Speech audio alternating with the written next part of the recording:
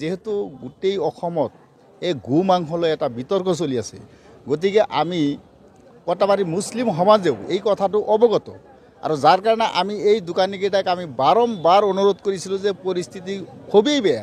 আপোনালোকে সকলোৱে জানে যে ধুবুৰীত কিমান ডাঙৰ ঘটনা হৈ গৈছে, আমবাৰী ফটাহিল আমবাৰীতো এটা ঘটনা হৈ গৈছে। গতিকে আমি মুছলমান মানুহবিলাক সদায় সচেতন থাকিব লাগিব, আৰু আমাৰ বিশেষকৈ আমাৰ কটাবাৰী গাঁওখনত যাতে এনেকুৱা ধৰণৰ ঘটনা যাতে নহয়, তাৰ কাৰণে ইহঁতক আমি সমাজৰ ফালৰ পৰাও বাৰে বাৰে অনুৰোধ কৰিছিলোঁ যে দোকানটো বন্ধ ৰাখিব লাগে। পৰিস্থিতি ভাল যেতিয়া হয়, অসমৰ আইন কানুন যেতিয়া ঠিক হ'ব বা যিটো পৰ্যায় যেতিয়া ভাল হ'ব, তেতিয়া আপোনালোকে এই বস্তুটো কৰিব পাৰিব। বৰ্তমানলৈকে এইবিলাক বস্তু বন্ধ ৰাখক। কিন্তু ইহঁতক আমি বাৰ বাৰ অনুৰোধ কৰিছোঁ যদিও কিন্তু ইহঁতে খোলা ৰাখেই। আজি গড়চুক পুলিচে আহি গোটেইখিনি বস্তু পালে, পোৱাৰ পিছত সেইবিলাক চিজ কৰিলে, আমাৰ উপস্থিতিতে চিজ কৰিছে, আৰু বাকী এতিয়া আইনগতভাৱে যিটো ব্যৱস্থা লয় সেইটো ল'ব।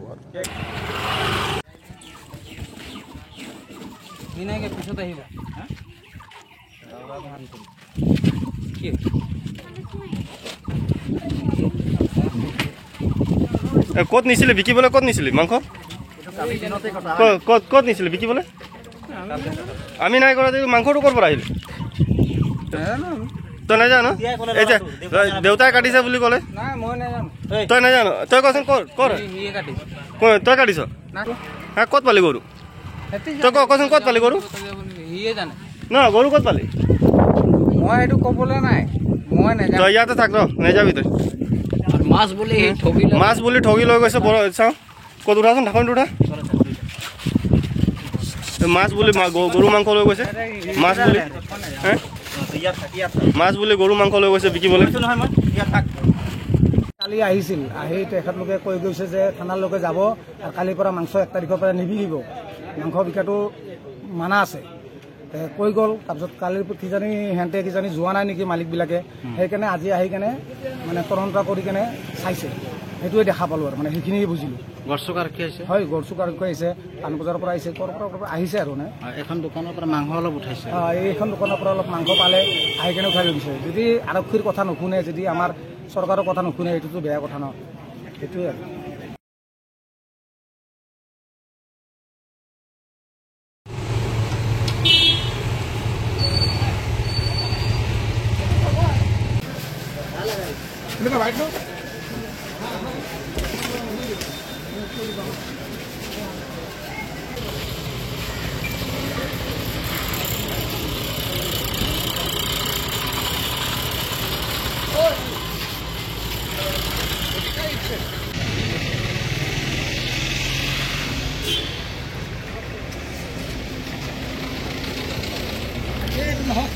নহয়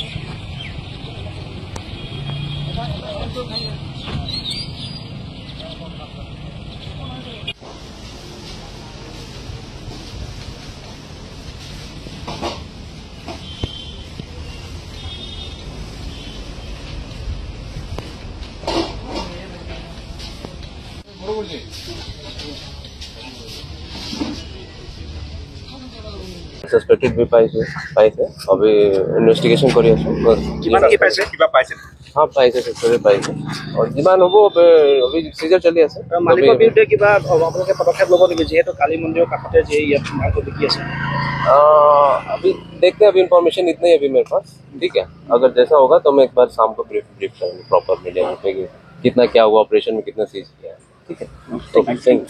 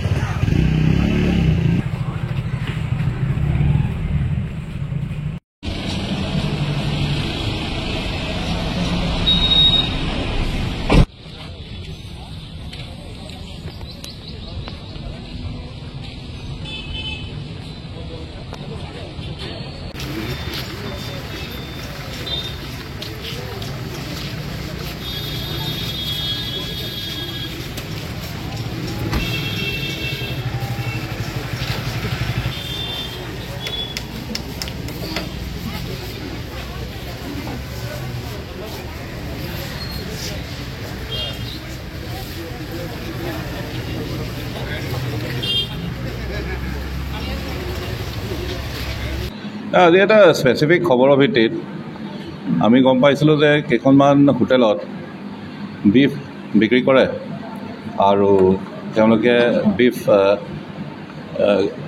এটা চ'ৰ্চৰ পৰা আনি পেলাই ৰাখে তাত। সেইমতে আমি আছাম কেটেল প্ৰিজাৰ্ভেশ্যন এক্ট মতে এইটো এটা ইলিগেল এক্টিভিটি। সেইকাৰণে আমি আজি ৰাতিপুৱা এটা সময়ত গৈ পেলাই ৰেইড মাৰি প্ৰায় 15 কেজিমান ৰ বিফ আৰু দুখন হোটেলত প্ৰায় 3 কেজি, এখনত 2 কেজি, 5 কেজি কুক বিফ আমি পালোঁ। সেইখিনি আমি চিজ কৰিছোঁ আৰু এতিয়া আমি 3টা কেছ লৈছোঁ, 3খন দোকানত আমি পাইছোঁ আৰু এজ পাৰ এক্ট যিখিনি পেনেল প্ৰভিজন আছে সেইমতে আমি কেছ লওঁ। নাই, মানুহ গ্ৰেপ্তাৰ কৰা হৈছে। 3খন দোকানৰে 3জন মালিকক ধৰি অনা হৈছে, তেওঁলোকক ফৰৱাৰ্ড কৰা হ'ব। আছাম কেটেল প্ৰিজাৰ্ভেশ্যন এক্ট 2021 যোনখিনি প্ৰভিজন আছে, পেনাল প্ৰভিজন, এই প্ৰভিজনত কেছ ৰেজিষ্টাৰ কৰা হৈছে। 3টা কেছ হৈছে। য'ত য'ত প্ৰহিবিটেড আছে তাত বিক্ৰী কৰিব নোৱাৰিব।